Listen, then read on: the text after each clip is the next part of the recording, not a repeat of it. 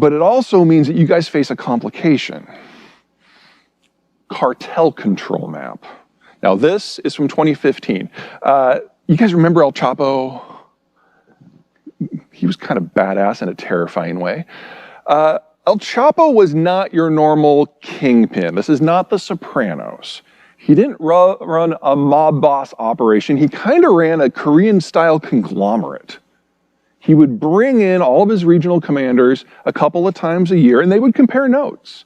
And he would lay down a few basic laws. You know, don't engage in petty crime, don't steal widowers' pension checks, don't mug people. We are drug smugglers. Focus on our core competency. And if you want to branch out, you have to clear it with me first. So people would come in and say, well, what about methamphetamines? He's like, well, what about methamphetamines? It's like, well, you know, we can get this from this and this from this, and we can run along the same routes to the same distributors in the United States. Approved. What about cocaine? It's like, we can't grow cocaine. Oh, but with a grant from USAID, we can do hybridization. We can probably grow some in Sinaloa. Approved. That's how he ran the place.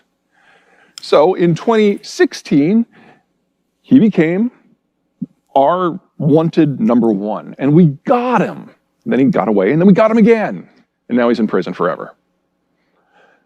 Removing that personality, the manager, the guy who saw drug smuggling as a business and not as warfare, changed the map.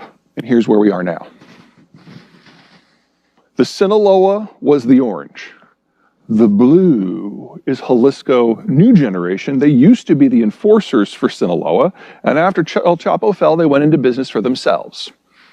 They see the drug business as a war. They see intimidation and mass murder as an end and not just as a means to one. Now, this would be bad for any number of reasons. You guys hear about the avocado ban that's in the country right now? That's Sinaloa, I'm sorry, that's Jalisco New Generation. They've expanded into parallel industries, agriculture, transport, tourism, local government, and they are the single biggest organized crime group in the world right now. But their presence north of the border is almost non-existent. But here are the plazas. You'll notice that they are now all split authority. Jalisco New Generation is challenging each pre-existing crime structure to get control of the plazas. American strategic policy on the drug war has kind of an echo of American strategic policy on Afghanistan. When we were in Afghanistan, if we saw two jihadist groups going at it, green on green action, we'd let them go. Not a problem for us. That's kind of how we've thought of the cartel wars. But if Jalisco New Generation gets control of a plaza, today Sinaloa, El Chapo's group, is the single largest crime group in the United States. Single largest. If Jalisco New Generation brings the Mexican drug war north of the border, we have a very different problem. And it's not a problem that law enforcement on this side of the border can solve. So whether you're looking at this from a demographic point of view, a drug point of view, a civil authority point of view, a strategic point of view, this is your next war. We haven't thought about how to fight it yet.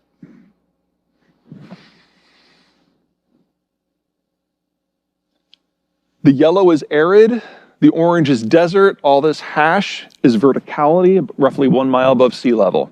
You know what I see when I look at that? Empty spaces, rugged terrain, dry terrain, an unsecurable border. This is Afghanistan.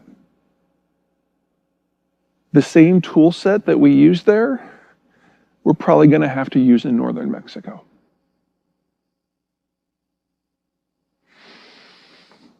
Okay, let's close out with some thoughts we can all agree on. Let's talk about politics.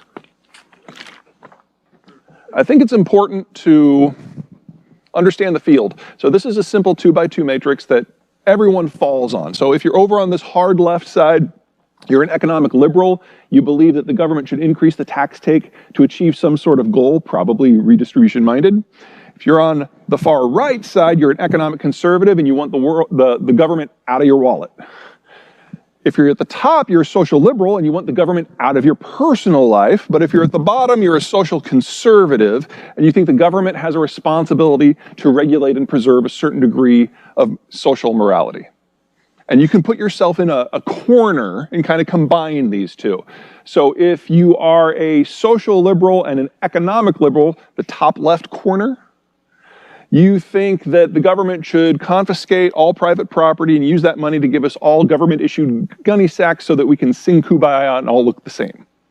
If you are a social conservative and economic conservative, you think the food stamp program is immoral on its base, and in fact, you think that starvation encourages character building.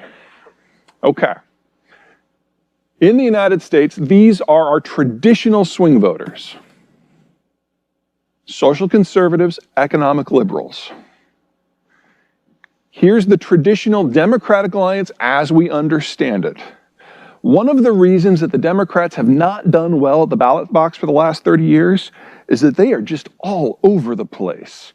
Different factions believe in different things, and any political candidate who tries to run on the issues, Hillary Clinton, Michael Dukakis, they're going to offend at least one faction by saying something that just makes them beyond consideration. And then those people don't show up to vote.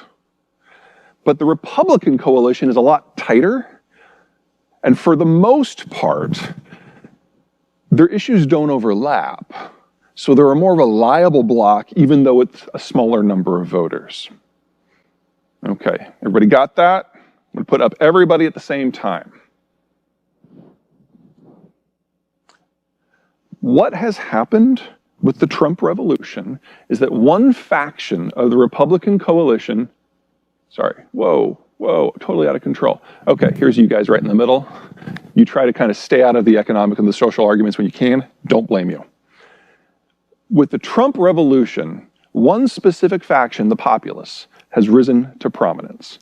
Now, this is a group that the Republicans traditionally treated as a vote bank and didn't let into the room when the decisions were being made. That obviously is not working for them anymore. And they've risen to be the single largest voting bloc in the United States today. Based on whose number you're looking at, Trump brought in somewhere between 11 and 20 million voters who had not participated in the last half dozen elections, and has turned them into a powerful voting bloc, and they will not go back. But for every person he brought in, he drove someone away. The business community clashed with Donald Trump for any number of reasons. The fiscal conservatives hate his budget policy, and the national security community had the annoying tendency of telling him when he was wrong. As a result, he melon-scooped these three factions out of the Republican Party. They're barely represented in Congress, they were gone from his administration by year 3, and they are no longer represented in the Republican Party national hierarchy at all.